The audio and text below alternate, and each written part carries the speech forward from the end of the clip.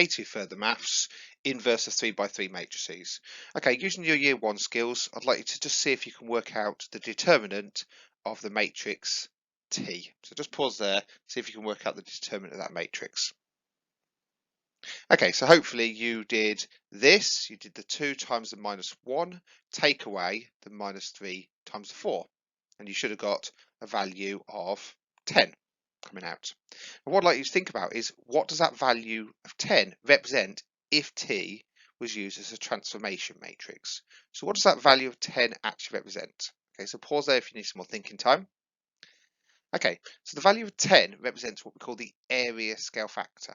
So if I had some generic shape, it doesn't matter what shape it is as long as it's got an area, and I transformed it with the matrix T, the answer I get out will be 10 times bigger. The area will be 10 times bigger.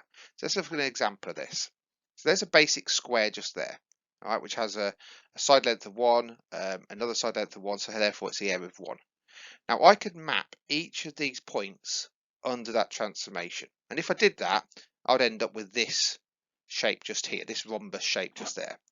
Now the area of that rhombus is definitely going to be an area of 10.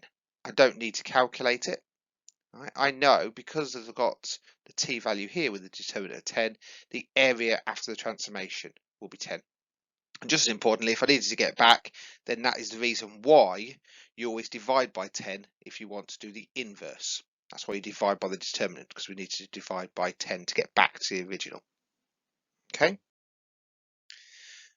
Okay, so grab your notebooks. Let M be a 3x3 transformation matrix. So you can see we've stepped up here. We're not doing the 2x2 that you did in your first year. We're going to discuss 3x3 transformation matrices. Now, because the 2x2 is an area scale factor, it fits quite logically that a 3x3 will be a volume scale factor. And you can still work out the volume scale factor if you can work out the determinant of a 3x3 matrix, which is what we're going to look at. So if I want to work out the determinant of quite a straightforward one, for example, this one just here, the determinant of this transformation matrix, if you look at that, you should know what sort of transformation that is. What sort of transformation 200, 020, 002 actually is. And of course the answer is that it's going to be an enlargement by scale factor 2. So we know that it's an enlargement by scale factor 2. That means each of the sides take up would go 2 times bigger. So if you imagine you had something basic like a little cube, one with a volume of 1, and each of the sides of that cube doubled up, then the volume you'd have at the end would be a volume of 8. Just be aware that if the volume is negative, if the determinant is negative, then there is a reflection component in there. It still stands true that it will be the same scale factor. So for example, if I came out with a -8 as a determinant for a 3x3 matrix, it would still be 8 times bigger, but what the minus part says is there is a reflection part on that transformation matrix. So negatives always refer to a reflection. Right, so what we're going to look at is a more generic way of working out the determinant of a 3x3. We want to work out a determinant of a 3x3 matrix, not something straightforward like the previous one we looked at, which is just an enlargement by scale factor 2. We want to look at any 3x3 matrix. And the way we do it is by starting off with choosing a row or a column. It doesn't matter which row or column you choose. Most of the time we just pick the top row to work with, and in fact that's what I'm going to do on this one, but you can actually pick any row and any column. Sometimes it's advisable to pick other rows and columns if they have a lot of zeros in them. If you've got a lot of zeros, it makes life a little bit easier. What we're going to do is we're going to look at the top row, so starting with the A on that top row. Once I've decided which row I want to work with, I start with the A and I just write down whatever number that would be. Okay, so I write down the number A in this case. What I do then is I ignore the row and the column which the A value is on. So we ignore the rest of the A row and we ignore the rest of the A column. And what I'm left with is 4 components that haven't been touched. Right? They're not in A's row, they're not in A's column. There's always going to be 4 left over. Now that is what we call a minor determinant, or we need to work out the minor determinant of that matrix just there. So if I had just E, F, H, I, and I said to you, can you work out the determinant? You should say, yes, it's E times I minus F times H. And that's what you do next. You work out the determinant of what's left over. Okay, so once I've done that, I then move over to the next letter. Now this is where it gets a little bit more complicated. The first one was add in, but the second one is going to be take away. So we minus the second one. And then we ignore that row, we ignore that column. And again, you notice that there's 4 components left that haven't been touched. So we can write down those 4 and work out the determinant of them. So I've got the DG hasn't been touched, I've got the FI that hasn't been touched. And then I move on to the third one. Now because that was plus and that's minus, it goes in a cyclic pattern. Plus, minus, plus. So the C value is back to a plus again. And just be aware it does not matter what signs these values are. So for example, if A was minus 2, you'd put minus 2 in there. If B was minus 2, you'd have minus 2. So it has no bearing on what values these are. It's all about the positioning of the plus, minus, plus. Let's just finish this off, discuss that a bit more. So the C value, ignore the row, ignore the column. I'm left with DG EH. So there we go. Okay, once I've done that, then what I can do is I can actually work out each of these determinants. There we go. And that is how you work out the determinant of the 3x3 matrix. You don't need to expand it any more than that. That is the best way to do it, just working out the minor determinants of each of those and multiplying by the components A, B and C on that top row. Okay, make sure you've got done what you need for your notebook. We'll have a look at an example. Okay, so let's just do an example with this one. So I've got 3, 2, 1, minus 1, 0, 4, 5, minus 3, 2. So just get that written down. You can have a go yourself if you want to, or you can wait and go through it. Okay, so let's see how you would have got on. So the number 3, I'm going to start with that top row. Some of you might say I'm going to go for the middle row because it's got 0 in it, but it's quite good standard practice just to go for that top row. So starting with the number 3. So I start with the number 3 and I'm left with 0, 4, minus 3, 2. So I can work out the determinant of that. I then go to the next number along, which is 2. I make sure that I'm thinking plus, minus, plus. So this is minus 2 lots of what's left over. Minus 1, 5, 4, 2. There we go. Then once I've done that, I'm down to number 1. And for number 1, I want to ignore the row, ignore the column, and I'm left with minus 1, 0, 5, minus 3. There we go. So then I can just work out the determinants of these 2x2s. 0 times 2, minus 3 times 4, minus 1 times 2, minus 5 times 4, and minus 1 times minus 3, minus 5 times 0. So if I work each of those out, I get an answer of 83. So if that was a transformation matrix, I know that would make whatever the volume was in the original 83 times bigger after that transformation matrix.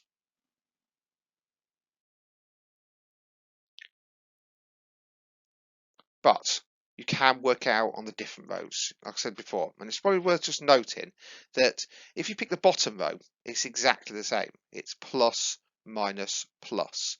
But the middle row, you need to be very careful. Okay, so if you use the middle row, for example, with the minus 1, the 0 and the 4, then because you do plus, minus, plus, this will be your minus value to start with. Nothing to do with minus 1, it's minus, minus 1. It's the plus the 0 and it's back to minus 4. So you need to be very careful if you're picking things like the middle rows and the middle columns. Okay, exactly the same for the columns. If you wanted to, if you went for the number 3, for example, if you wanted to work down 3 lots of that determinant minus 1 for 2, 1, minus 3, 2, and plus 5 lots of 2, 1, 0, 4. It works out exactly the same. It doesn't matter which row or column you pick. Okay, it's worth just making sure in your notebooks you've got that matrix written down there. That just reminds you of which ones should be plus and which ones should be minus when you're working out the determinant. So if you pick that middle column, for example, it's minus the first one, positive the second one, minus the third one. Okay, it's always worth remembering it's going to be written like that. Okay, pause if you need to. So what I'd like to do, just have a go, working out the determinants of those.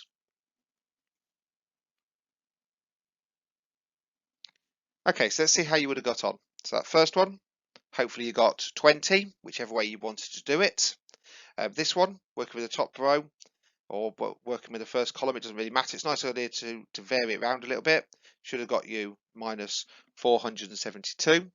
And with the last one, if you pick the top row, you would have had more work to do as if you pick the last column. If you pick the last column, it's just 5 lots of that times that minus that times that, because then you got 0 lots of something and 0 lots of something. So this is the easiest one to do as long as you picked that last column. 5 lots of that times that minus that times that gets you 415 straight away. Okay, so wondering if you spotted that. If you went across the top, then there's still lots of zeros floating around, but you would have been a little bit longer, but you would have still got the same answer. It didn't matter which way around you did it, as long as you remembered your plus minus pluses. Okay, so well done if you managed to get those. Okay, so I've given you a matrix there, matrix A, which has got the determinant of 44. And what I'd like you to do is I'd like you to work out the determinants of each of these 6 matrices underneath. Now, each of them are slightly related to matrix A. So your job is to work out the determinants, but also see if you can figure out how they're related to that original matrix. Okay, so just pause there, have a go at working out those 6 determinants. Okay, so let's see how far you would have got then. So on this first one, we notice that it's almost identical, isn't it? The second row, the third row are actually exactly the same as the original. But the top row is just double this one. So 1 times 2, 2 times 2, 3 times 2. So what difference did that make to the determinant? Well, if you calculate the determinant, you would notice that the determinant was also doubled. It was 88. And the reason for this is because of this bit. What we can do is we can take out that common factor of 2. So 2 times 1, 2 times 2, 2 times 3. Because it's a common factor across that top row, we can pull that 2 out, and then it's just 2 lots of the original determinant, which of course was 44. So that is the reason why we've got 88 just there. Okay, have a look at the second one then. So what's the difference? Well, 126 is the same, 2 minus 40 is the same. But this one has changed here. It's multiplied by minus 1. So we've changed each of those signs. So what's important here is to notice that it's true for rows that when you pull out a common factor, it just changes the determinant. But it's also true for columns. So if I rewrite this final column as minus 1 times 3, minus 1 times minus 5, and minus 1 times minus 4, I can pull out that common factor, in this case minus 1. The original determinant is still 44, so it's exactly the same as minus 1 times 44. So in those first 2 examples, what we've noticed is if we multiply a row or a column by a constant value, what that does is that changes the determinant by multiplying by that constant value. And that's true for any row and any column. Okay, so look at the third one. So what's different there? What's happened? So you might have noticed that the top row has changed to the middle row, and the middle row has changed to the top row. So basically the top 2 rows have swapped places. What difference did that make to the determinant? Well, you should have noticed that the determinant was negative 44. And again, this is a fact that's always true. If you swap any 2 rows or any 2 columns over, then you just change the determinant from the positive to negative or negative to positive. It just changed that sign. And you could prove this using the general A, B, C, D, E, F matrix and just swapping those 2 and proving to yourself that it's always true. Okay, let's look at this third one. So what's happened here? So we've got middle row the same, bottom row the same, top row looks like I've got a completely different value there. So you might look and think, where did that one come from? Well, where it came from is looking at this matrix and saying, if I add that row there to that row there, so if I took the middle row and just literally added all of those components, so 2 plus 1 is 3, minus 4 plus 2 is minus 2, and minus 5 plus 3 is minus 2. If I just added those two rows together, it looks totally different, but what difference did it make to the determinant? And you should have noticed the determinant was exactly the same. In fact, if you add any rows like that, or any columns for that matter, then it doesn't change the determinant at all. And that is the same for this one. If you notice, 1, 2, 6, 2 minus 4, 0. Where did 1 minus 1 minus 4 come from? Well, it's come from you taking this row, the center column, away from the last column. So 3 take away 2 is 1, minus 5 take away minus 4 is going to be minus 1 because it's minus and minus, and minus 4 take away 0 is minus 4. So I've done last column take away middle column. What difference does that make to the determinant? Absolutely nothing. You're allowed to add or take away any rows and columns. Okay, so have a look at the last one. Hopefully you noticed that you took the top row and you've literally added 3 to each of them, haven't you? 1 plus 3 is 4, 2 plus 3 is 5, and 3 plus 3 is 6. But what's important to notice on this is when you add a constant value, not multiply by a constant value, and not add a previous row or column, if you just add an arbitrary number, an arbitrary constant to each of those values, then it messes up your determinant altogether. That value of 98 has no bearing on the original. You are not allowed to add a constant value to each of the rows or columns. Right. Grab your notebooks then, please. So if you have a row or column and it has a common multiple that can be factorized out of the determinant, so if you had a constant constant that you're timesing by across each of the top row, middle row, or bottom row, then what does that do to the determinant? So I'll give you an example, an algebraic example. Then you can pull that constant out. So in that top row, as you can see, we've got a squared, so that's got a factor of a, 2a, so that's got a factor of a, and ab, that's got a factor of a. I can pull that a outside the determinant, and therefore that makes my determinants left over slightly more easy to work with. In fact, I could do it again. I can see this last column, it's got b, b, and b as a constant multiplier just there. So I can pull that b value out, and so I've got ab just there. And that's made my matrix a little bit easier to work with. I can now work out the determinant of this matrix a lot easier than having to factorize out this part. So once I've done that, then I've got this bit. I can also pull out the multiple of 2, which I've got there. So 2 and 2 pulls out to get to that value. Okay, and of course you could do that in any order. You didn't have to do in that order.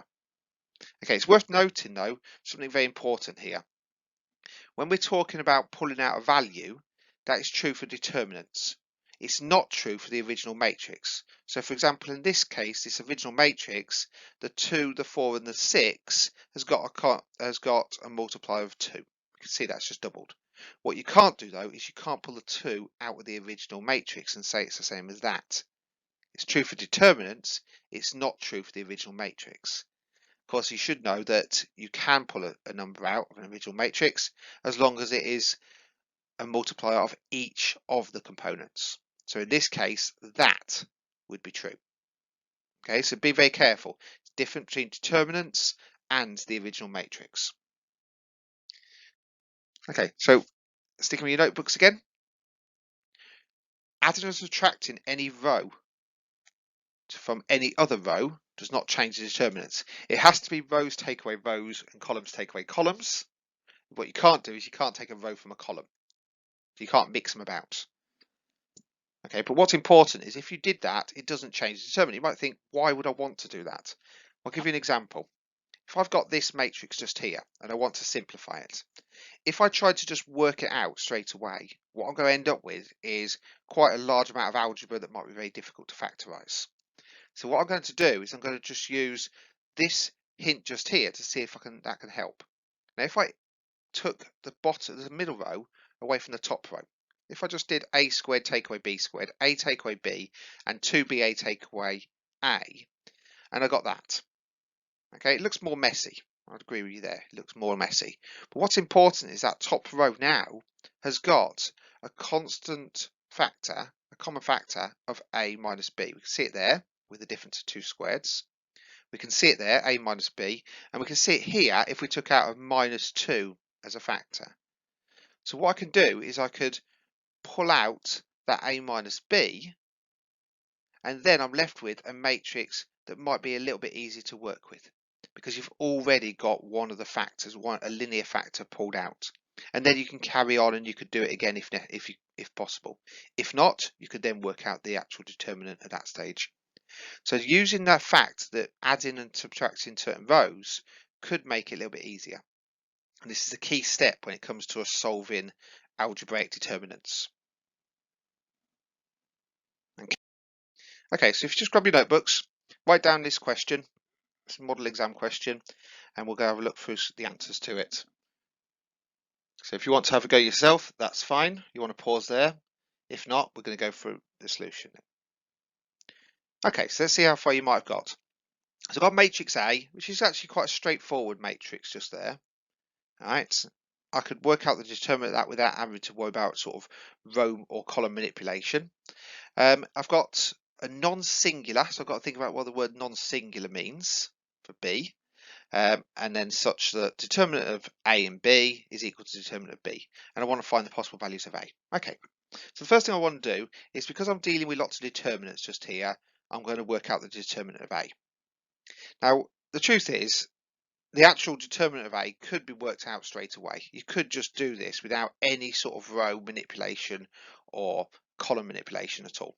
Right, we could do 3 lots of 5 times 0 to 4 lots of 8 and then factorize at the end. And if you did that, that's perfectly acceptable in this case. You just need to be aware that often when algebra comes into these, it is more complicated if you just try to do it straight away. It's worth getting used to being able to do row manipulation.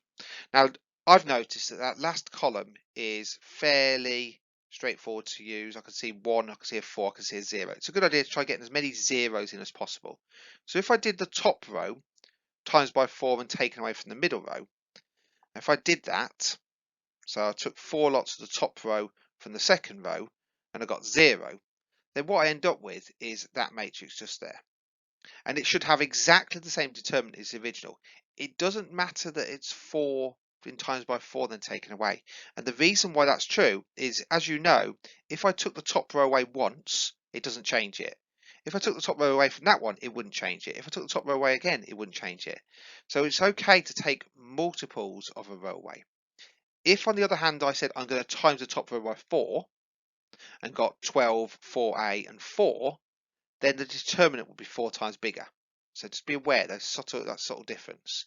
I'm allowed to take as many multiples of that one away as I like. So what does that do? That gets me 1, 0, 0, and that makes it really easy then to work out the determinant, because now I could just use that top last column, and I've got 1 lot of that times that, take away 1 lot of that times that. Okay, which gets me that quadratic. Bit of an unnecessary step. If you didn't do that, it's not the end of the world. Okay, you don't need to have done it. It just means that you can just see an example of some matrix, some row manipulation. So what do I get? Well, I got this, a squared plus 4a minus 20. I can't do much with that on its own. All right, but I'll keep a note of that ready for the next bit. So what does the word non-singular mean? Well, if it's a non-singular matrix, that should tell you that the determinant of B does not equal 0. If it's singular, its determinant would be 0 because it would collapse it down to either a single point, or in the case of a 3 by 3, it could take it down to a line. So we know now that B, the determinant of B, does not equal 0. So it's not straightforward. So I could write it like this. There we go. So I can expand that, and I could get this. And I know that det B is not equal to 0. So therefore I need to figure out what else it could be. Well, I know what determinant of A is. Right, so that's a bit about singular. So I know what the determinant of A is. I've worked that already. I need to work out the determinant of B. Well, the only way it's possible is if the determinant of A is equal to 1. Right, just looking at this, these are just numbers. So this is a number times another number equals the original number.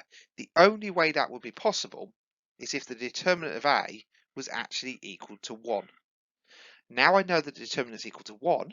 but I also know it's equal to a squared plus 4a minus 20, I can put those two bits of information together and I get my two values of a. A must equal to minus 7 and a equals 3. You don't have to work out the determinant of b at all. Okay, make sure you've got done what you need. Right, so I'd like you to go away and have a go at this exercise 6a, just about working out some of the determinants and also using some of the key facts. But just steer clear for a moment of question 3 on to question 10. Okay, so I want to look at moving on to inverses then. What I'd like you to do is just, again, using your year 1 skills, see if you can work out the inverse of 2, 4 minus 3 minus 1 and use it to solve that equation. Okay, so hopefully you worked out the determinant, got 10. So therefore the inverse was 1 over 10. You swapped these two over, so that's what you do for 2 by 2, and you just change the sign of these two.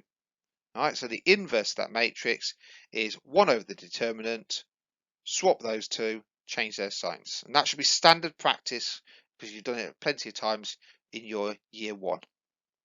Once I've done that, I can multiply both sides by the inverse, so those two cancel out and get you I, and that appears on this side because this was on this side. So therefore I can then work this out. So 1 minus 1 times 6 minus 4 times 16, take away multiply by a tenth, and I get that value, which gets me minus 7 and 5. And of course I could check that's true by using by expanding it out and getting 2x plus 4y equals 6, minus 3 times x and minus 1 times y equals 16. So I could do it this way as well. All right, there's absolutely nothing wrong. And in fact, most of you will probably say this is easier because I could just solve it simultaneously. All right, but having the ability to do both methods is absolutely vital, especially when we come to 3 by 3 matrices. Right, so grab your notebooks then, please. I want to find the inverse of a 3 by 3 matrix. And unfortunately, it's a little bit more tricky than the 2 by 2. Now, you notice with the 2 by 2, it was a case of remembering a list of rules, remembering an algorithm, swap 2, change the sign of others. Okay, and it's exactly the same with the 3 by 3. So what you need to do is just in your notebooks, make sure you write down each of these steps, and you must learn each of these steps when it comes to your exam. So I've started with a general matrix just to have something to check against. So the first thing I want to do is work out the determinant of the matrix. So you've got your matrix, you can use your skills that you've just been practicing and work out the determinant of A. Okay, so in this case, if you did that fully, you would have got 14. The next thing you need to do is transpose the matrix. So you take the entire matrix and you transpose it. So that's when rows become columns and columns become rows. So we get A transposed. Once you've transposed it, then the next step is to calculate what we call the matrix of minor determinants. And this is the step that's a little bit more unusual. Okay, so when we talk about matrix of minor determinants, we do exactly the same as when you did your determinant. So take the number 1, for example. So with the number 1, if we take that number 1, that's in the first row and first column. So it's up here in this top cell. If we ignore the row and the column, we're left with a minor determinant, 5 minus 2, 4, 0. So if I'm looking at that cell just there, top row, first column, then what I do is I say the minor determinant is this bit just here. Exactly the same as when you do the determinant. But this is where it's slightly different with this. What number goes into that cell just there is the answer to the minor determinant. So for example, in this case, 5 times 0 minus 4 times minus 2. Well, 5 times 0 is 0, 4 times minus 2 is minus 8, so it's minus 8 is positive 8. So that cell that has the number 1 in, its minor determinant is the value of 8. And so when I fill it in, I will fill it in as just that. Okay, so that just tells you how to do it. So that's where the 8 comes from. Exactly the same, just to have a look at another example. Where does this 2 come from? So that's the top row, middle column, so it's a 0. So that's the 2 times 0 minus 1 times minus 2, which is where you get the 2 from. Let's look at one more example. Let's go for the 5, smack bang in the middle. So the middle element just there. So if I ignore that 5, ignore the row, ignore the column, I'm left with 1, 2, 1, 0. So the 4 corners. Could I work out the minor determinant of that? 1 times 0 is 0. 1 times 2 is going to get you 2, and you're taking that away, which is where you get the minus 2 from. So you've got to go through and work out each of the 9 minor determinants. Once you've done that, that's that step sorted. Then you can convert using this grid we've seen before. We've seen this before when we come to using the determinants. We come to using it again. It's called the matrix of cofactors. And so we take each of these values, the 8, the 2, the 3, blah, blah, blah, blah, and we just convert them. So if it's on a plus, it's left alone. So the 8, the 3, the minus 2, the minus 10, the 5 are always just left alone. The other ones, though, which are at the start and end of the middle rows, are always change their sign. So if they're plus, they go to minus. If they're minus, they go to plus. So we end up with that. Okay. Once you've got that bit, then you're pretty much sorted. You just need to multiply by one of the determinants. Exactly the same reasoning as a 2 by 2. If you're looking at the original, the determinant tells you how much bigger you get. If you look at the inverse, it tells you how much smaller you need to get. So therefore you divide by that determinant, which is where that bit comes from. So there we go. 1 over 14 in this case, because the determinant was 14. Lots of that matrix. Now you need to learn these steps. Sometimes if you do swap some of these steps over, it doesn't matter. It's still true.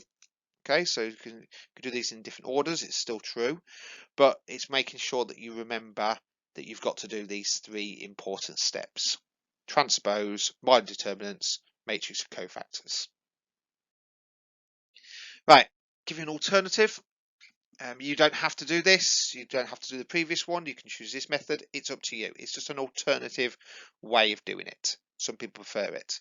So I'll just take you through this. If you want to find the inverse, rather than having to remember a list of instructions, what we can do is we could just write the identity matrix alongside it. So we write it like that. So we put the matrix that we've got and the matrix that's going to be the inverse on this side. And then what we do is we use row manipulation. So I'm looking at this first one, and I want this to become the identity side, and this is going to be my answer. So I'm looking at trying to change this to 1, 1, 1, and 0s everywhere else.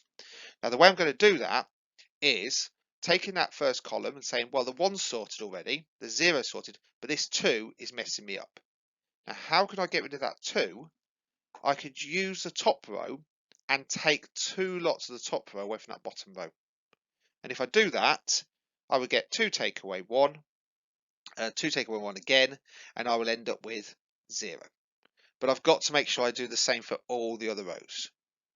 So it's a bit like sort of manipulating a simplex tableau that you've done before. So 1 doubled taken away from that, 2 doubled taken away that, minus 6. 1 doubled taken away from the bottom gets you minus 2, but you also do the same on this side, and this is where the answer is going to start to come out. Okay, right, well, so once you've done it there, now you can move to the middle column. That one's sorted. You're not going to have to worry about that anymore. So now you move to this middle column. Now this middle column is not so easy because the number you want in the middle, the number 1, has got a 5 there. So the first thing you're going to have to do is just divide that entire row by 5. So I could do that. That goes to 1, good. But that's going to go to 4/5, 0 doesn't matter, 1/5, and then 0. So I've divided that entire middle row by 5. And then once I've done that, I can then use that to cancel out these other 2.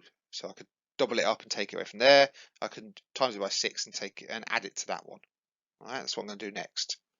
So I can take 2 lots away from there. That's what I'm doing first. Notice I've got these fractions starting to pop around. Noticing that the end is starting to become more complicated. And then I can do the same with the bottom row. So let's just look at that. There we go. So I'm going to be looking at adding 6 to get to there. And doing the same with that. Times that by 6, add it to the bottom. Times that by 6, add it to the bottom. Times that by 6, add it to the bottom. That's where 6/5 comes from. And so on. Right. That's pretty much done. Now just the last one. Last one how do I get 14 over 5 to be 1? I can times it by 5 over 14. If I do that, then I'm going to get 1. But then once I've got that as 1, I need to add that row, or add multiples of that to these two. So I've got to take away 4/5 of it. I've got to add 3/5 to that one and get this row. And then same with the middle row to end up with the left-hand side being like that. And so what do I end up with? I end up with my inverse matrix on this side. I've noticed it's a common denominator of 14. I can pull that out on each of these. So I can pull out a 14th. I just need to double up some of these top numbers. And so I end up with that value. Okay, so I'll have a look at this exam question. What I'd like to do is just give a bit of time just to write it down, maybe have a go yourselves, and then we'll have a look through the answer. Okay, so just pause there if you need some more time to get it down and have a think about it. Okay, so let's see how far you would have got then. So the first bit of information is saying, given that the inverse of matrix A exists. Now that bit there is very, very important. If the inverse of a matrix exists, you should be thinking to yourself, when wouldn't an inverse exist? Now we know that when we work out an inverse, the first thing we do, after we do all the minor determinants, all that sort of stuff, is do the 1 divided by the determinant. The determinant of the original, and then the inverse will be 1 divided by the determinant. Now the only way an inverse is not going to exist is if that determinant is equal to 0, because you can't do 1 divided by 0. So when it says the inverse of matrix A exists, what that tells you is that the determinant does not equal 0. Does not equal 0. And also the opposite is true. If you have a matrix A does not have an inverse, then you know that the determinant must equal 0. Okay, so that's an important fact just there. I want to show that A does not equal minus B. So the first thing I noticed is because it exists, it's going to have a determinant that's not equal to 0, so I'm going to work out my determinant.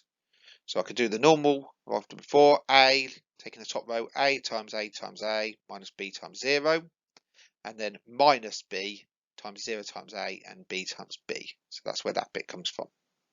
That goes to A cubed plus B cubed. Now I know for a fact, the bit I just said, that because it's got an inverse exists, then the determinant does not equal 0. It might be worth just highlighting that fact just there, because that is an important fact that comes up all the time. So the determinant of A does not equal 0. So let me write that down. A cubed plus B cubed does not equal 0. I know that for a fact. So a bit of rearranging. I can take the B cubed over the other side, get you minus B cubed. Now the only way A cubed would equal minus B cubed is if A equaled minus B.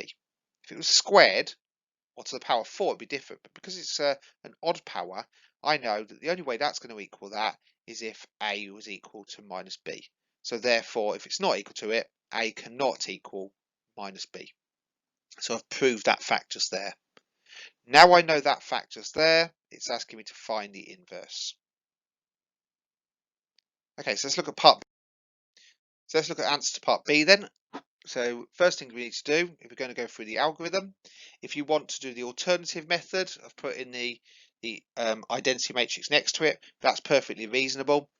I just don't look at that method, I'm looking at this method. Remember in the algorithm, find the determinant of the matrix. Well, we've done that already. We know that's A cubed plus B cubed. The next thing we need to do is transpose the matrix.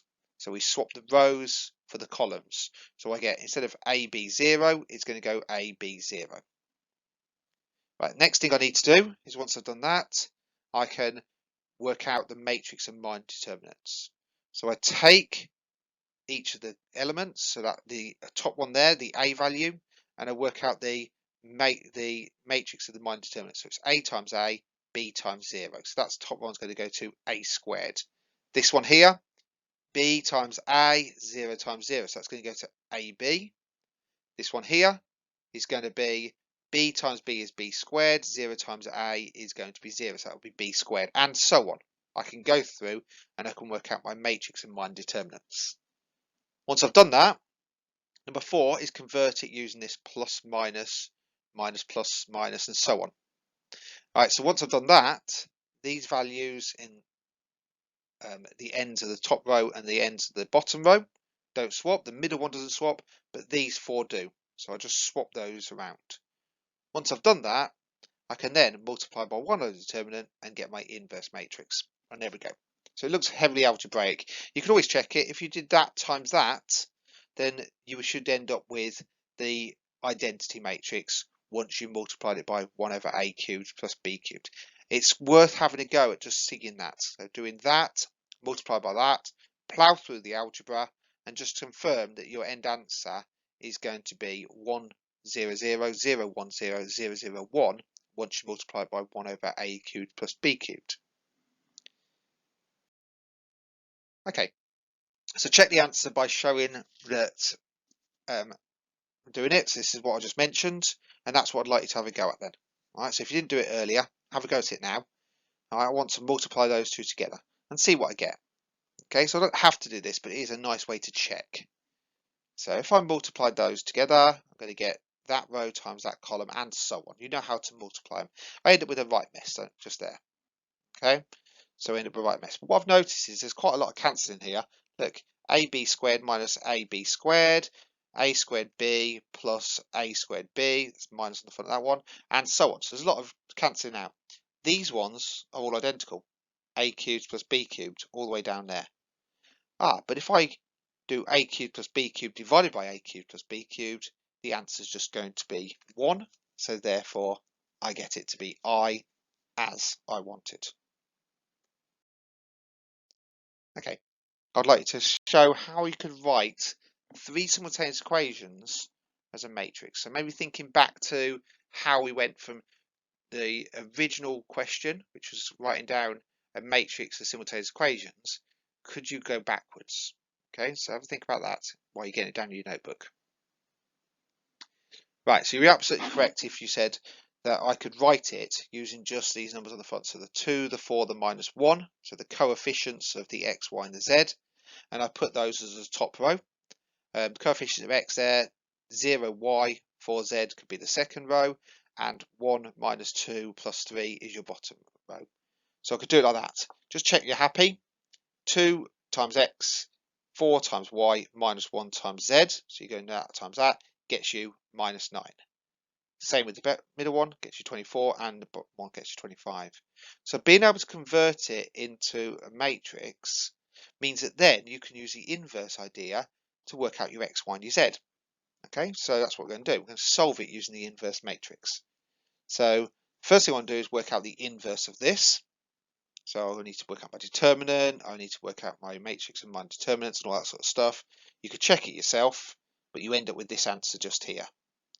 Once I've got the inverse, what I can do now is I can work out my x, y, and my z values, because I could multiply by the inverse on the front of both bits. Because I know that that times that is going to get me I, which leaves me just x, y, and z, and that times that will get me, hopefully, the values of x, y, and z at the end. So that's what I'm going to get. So that definitely is exactly the same as this. And now I can work this out. So 8 times minus 9 minus 10 times 24, 16 times 25 divided by 22. And it gets me some nice numbers. And there we go. X, Y, and Z gets me 4 minus 3, 5. So you can solve triple simultaneous equations using matrices by using the inverse matrix to be able to get down to that final answer. All right. You can also solve it using triple simultaneous equations by doing substitution method, which you can look at as well. But being able to do it with the inverse matrix is also absolute vital skill. And what you might find in the exam is you might have already got the inverse matrix calculated, because you might have had to do that in a previous question, and then they give you this question. So it's very quick and easy just to work out the answer using the inverse, rather than having to go through all the algebra. What I'd like to do is have a go at completing the rest of that exercise 6A. And also complete exercise 6C on page 128 as well. Okay, so let's have a look at another exam question that comes up. I've done the type of working with determinants. So it's not inverse, this is back to determinants. But it's the part that people find the most difficult. So that's why we're doing it now. And what we're trying to do is we're trying to factorize a determinant. Now, if you just try to go expanding it, and you might want to do that now anyway yourself. If you just tried expanding that determinant, so going across the top row, one lot of something minus one lot of something plus one lot of something, and just see what you end up with, and just see if you can factorize it yourself. Okay, so if you did that, then you probably find that actually your answer at the end comes out as quite a big algebraic mess, which means that you can't really do anything with it. So what we want to do is we want to find a better way of being able to factorize a determinant. And the way we do it is with row manipulation. So if I take that determinant just there, and I'm just looking for some sort of pattern, I'm looking for something that I could potentially factorize out. Now, there's no point in factorising a 1 out the top row, of course, but what I could do is I could do something different. So for example, if I did the first row take away the second row. Now I'm thinking that might not be a bad idea because I'm going to have one take away one is get me a 0, and I like zeros. Okay, but then I also get A minus B, and I got BC minus CA. Oh, but that's quite good because I'm going to end up with a BC minus CA. C is constant, and I got a B minus A in there. So I think if I try adding those two together and just see what I get. So that could be a starting position. You could also do the same with the bottom then too, or the first and the last column. But I'm going to take the last column from the first. Okay, so I'm doing that one, take away that one. And if I do that, this is what I end up with. Okay, I've got a 0, which is great. That means it makes life a little bit easier on that top row because straight away now I've only got 2 numbers to worry about. And I've also got this bit just here. And I've noticed that A minus C is a factor. Everything's a factor of 0, so that's not a problem. A minus C and A minus C comes in as a factor just here. So I can factorize out that. Just check you're happy in your heads. I could write this as minus B lots of A minus C. Okay, so minus B lots of A minus C is where that bit comes from. Right, so I'm done. And I've started by getting one of the 3 linear factors being pulled out. So what I can do now is I could do the same idea again with the last 2. So the last column, take away from the second column. And if I did that, then I'm going to end up with this answer just here. So 0, B minus C. Oh look, I can pull out a minus A, and I'll have a C minus B, a B minus C on this bit as well. So I could do exactly the same with the second column. So A minus C, B minus C. Now I'm pretty much stuck. All right, I could, if I want to, maybe do the same sort of idea with this. That could be an option. So that, take away that. Or I could just say at this stage, I'm just going to do one lot of that times that minus that times that and get the third linear factor. It's up to you. So I've got that so far. So at this stage, it's quite common just to say, right, now find the determinant. Right, so I'm going to do that. So 0 times something, 0 times something, one lot of that times that minus that times that gets me my final answer. Okay, so that's how you could do it without having to expand it all and have loads of horrible algebra. And it's all about using your row manipulation and your column manipulation. One thing that's worth noting is this is also what we call it could be written down in a different way using a cyclic method. So for example, if you had C minus A and C minus B and then B minus A, that is exactly the same answer. Exactly the same answer. If 2 of these are swapped places, it's exactly the same. So your answer might be slightly different to an answer in the back of the book, but it's what's called a cyclic. It means the exact same. If just one of them swapped places, though, that would be incorrect because that's a negative version of it. So you have to have any 2 of these swapped over would be perfectly reasonable. Okay, so just to finish off your determinants and inverses 3x3s, just have a go at the exercise on 6b, but just question 1. Just question 1, that's all.